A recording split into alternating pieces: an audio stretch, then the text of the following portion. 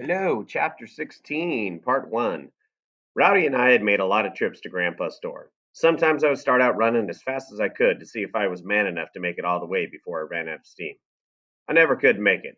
It was just too far. I always ran out of steam. But the day I caught the monkeys, I made the fastest trip to Grandpa's store I had ever made.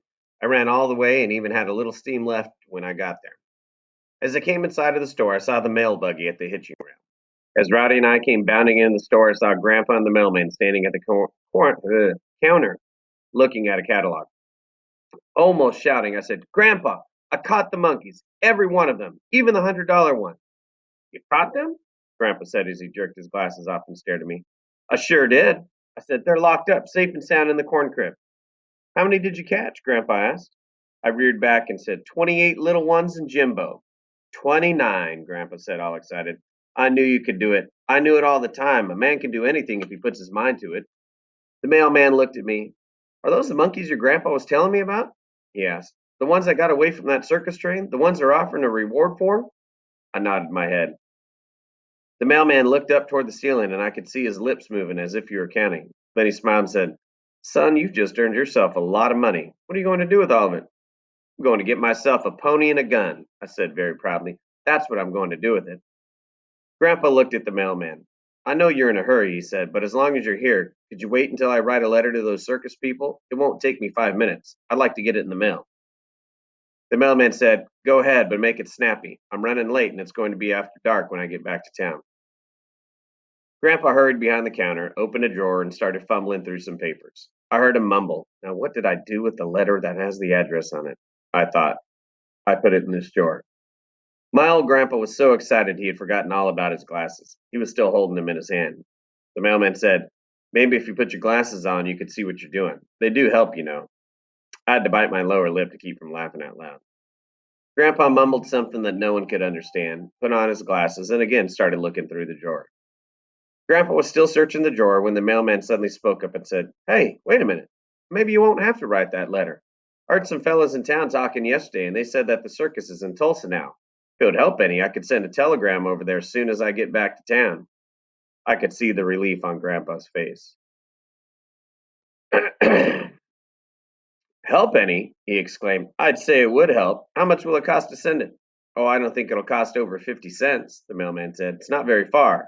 What do you want me to say in the telegram?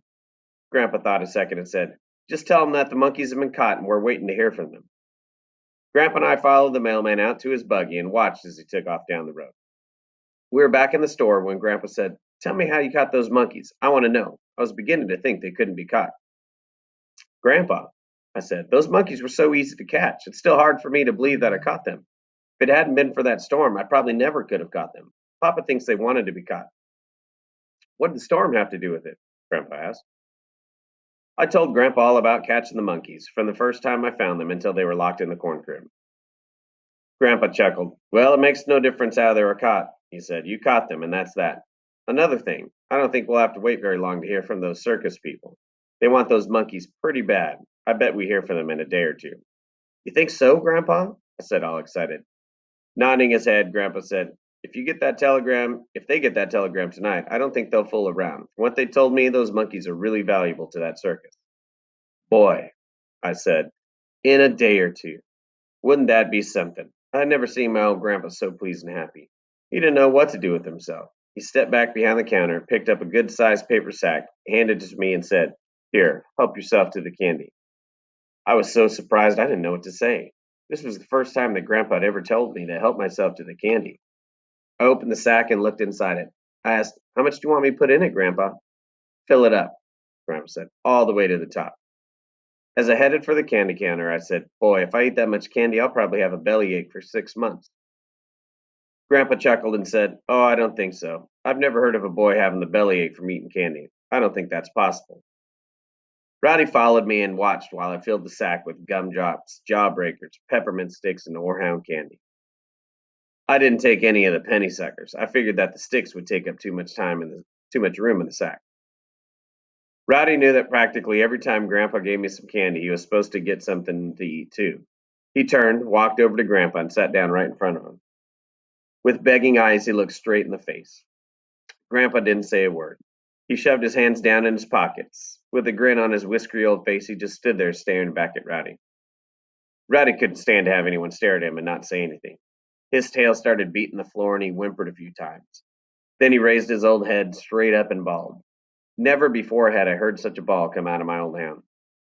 Grandpa started laughing. He reached down, patted Rowdy on the head, and said, "All right, old fella, I understand. I've been saving something for you. We had company yesterday, and the women cooked a big ham. I saved the bone for you, and you'll have to take it outside to eat it." That was the biggest bone I had ever seen Grandpa give to Rowdy. It had meat all over it. When I saw Grandpa give that ham bone to Rowdy, I thought of the fairy ring and the wishes. "Grandpa, did you ever see a fairy ring?" I asked. Grandpa frowned, looked at me for a second. He said, "No, I've never seen a fairy ring. From what I understand, very few people have ever seen one. Why do you ask?" "I saw a fairy ring this morning," I said. As if he couldn't believe what he had heard, Grandpa said in a rather loud voice, "You saw a fairy ring this morning?" "I sure did, Grandpa," I said. "Daisy found it." "Daisy found it?" Grandpa said. "Where'd she find it?" "Up on the hillside," I said. "Right in front of her house." Grandpa was flabbergasted. "Did you make a wish?" Grandpa asked. "All of us made a wish, Grandpa." I said. "Even old Rowdy sat down in the fairy ring and acted like he was making one. If he did, it's a cinch he wished for a bone, and it looks like his wish has just come true." "What about your wish?" Grandpa said. "Hasn't it come true?" "No, not yet," I said, "but I sure hope it does." Grandpa frowned and said, "I don't understand. Didn't you wish you'd catch those monkeys so you could get that pony and gun? I thought you wanted that more than anything." "I do want a pony and gun, Grandpa," I said, "but I didn't wish for that. I started to, but I changed my mind." "Changed your mind?" Grandpa said. "I thought catching those monkeys was all you could think about." "It's all I've been thinking about. What did you wish?" "Oh, Grandpa," I said, "I can't tell you what I wish. The legend says that if you tell anyone, the wish won't come true, and I really want my wish to come true." Grandpa fidgeted a little. "Things like this bother me," he said. "I don't like to be left hanging out on a limb. Maybe if you whispered and told me what you wish, no one would hear and everything would be all right." "Oh, no, Grandpa," I said. "I don't want to take the chance. I want my wish to come true." Grandpa grinned and said, "I was just kidding you. I don't want you to tell me what you wished. I just wanted to see if you were man enough to stick with it. I'm proud of you." "Grandpa," I said, "if my wish comes true, I won't only tell you, I'll tell the whole world." "I'm going to hold you to that," Grandpa said. "You can't ever tell. Maybe your wish will come true." Grandpa looked at his watch and said, "I think you and Rowdy had better hightail it for home. I'm going to lock up the store and make a trip up the road." "Where are you going, Grandpa?" I asked. "I'm going up to Indian Tom's place," he said. "You mean Indian Tom, the horse trader?" I asked. "That's right," Grandpa said, nodding his head. "What are you doing there, Grandpa?" I asked. "Indian Tom has been trying to get me to keep a couple of his horses here and sell them for him. I think this is a good time to make a deal with him. I'll tie them behind my buckboard and bring them home with me. When you come up tomorrow, you can pick the pony you want." I was so surprised by what Grandpa had said, I dropped the sack of candy I was holding in my hand. My old heart gave one big thump and then it really took off.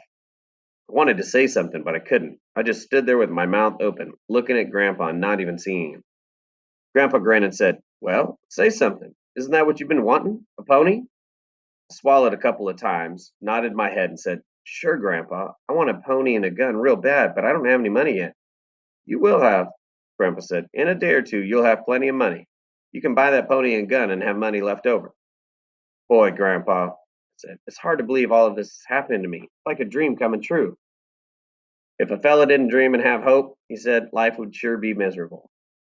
"Grandpa," I said, "why can't I go with you to Indian Tom's? I might learn something about buying horses."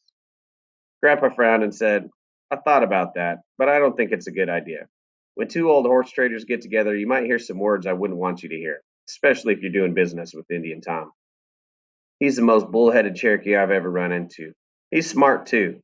When it comes to trading or buying horses, he's as smart as a two-headed fox." "Ah, Grandpa," I said, "I don't think Indian Tom could ever get the best of you in a deal, could he?" "I'm not too sure about that," Grandpa said. "I've been buying and trading with Indian Tom for a long time now, and I always seem to come out on the short end. I can't see how that Indian could be so smart. I don't think he ever saw a schoolhouse." "Grandpa," I asked, "how much does a pony cost?" "I don't know," Grandpa said, "but if I know Tom, it won't be cheap. Horses and mules are really bringing a price. Everything else is dirt cheap, but not horses and mules. I'll do the best I can." "Grandpa," I said. Tomorrow will really be a big day for me. Biggest day of my life.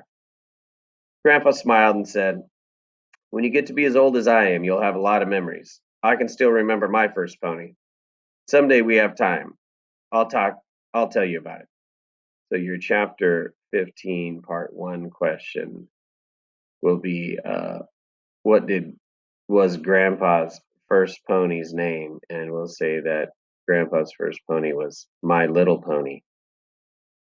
So grandpa's first pony was named My Little Pony. Back to the read. I thanked grandpa for all he had done for me, and I was walking on a cloud as I started for home. When I reached home, Daisy was sitting at the kitchen table where she was putting a new dress on a corn shuck doll. With the sack of candy in my hand, I walked over and handed it to her. Here, this is for you, I said. What is it? Daisy asked as she opened the sack. It's candy, I said. Grandpa gave it to us.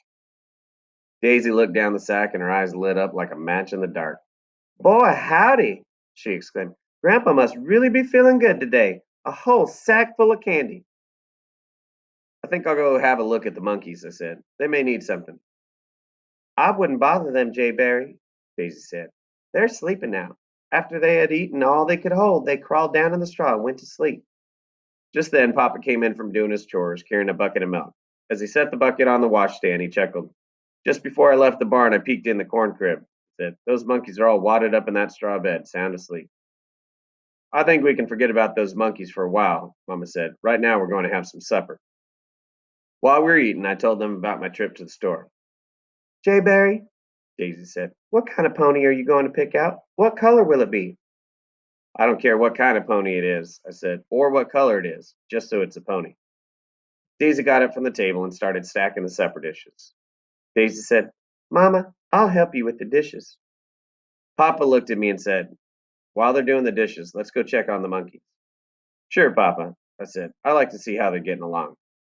Don't forget what night this is, Mama said. I haven't forgotten, Mama, Daisy said. It's Bible reading night. In our home, 3 nights a week, we read the Bible. It made no difference if we had company or if one of us was sick. Mom would still read the Bible. After she had finished reading, she would hold the question and answer period with Daisy and me. Daisy was always full of questions. End of chapter 15, part 1.